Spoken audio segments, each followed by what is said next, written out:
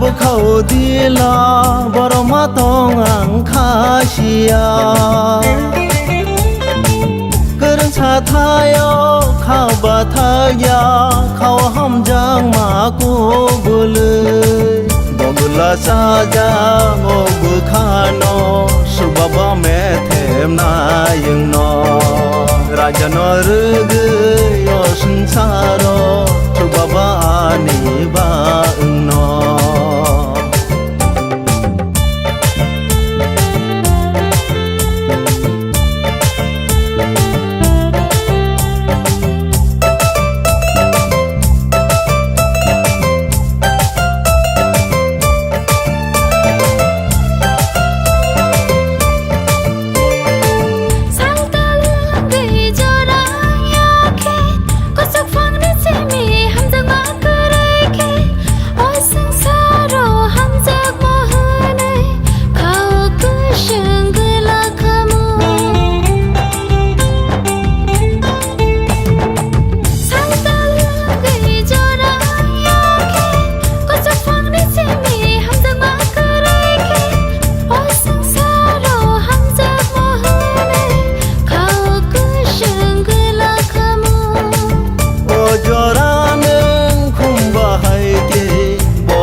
by sipsi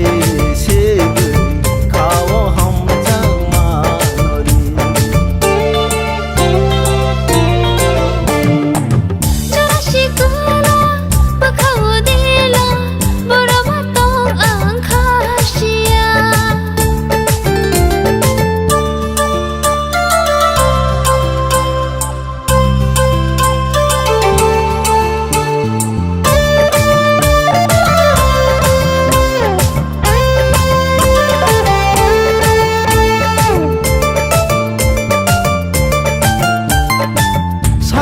hapung wan sugui nayo hamjang mane ko khawo wan sugui ojora bai khumbar ki ogja bongbre hai ane kha bereng ja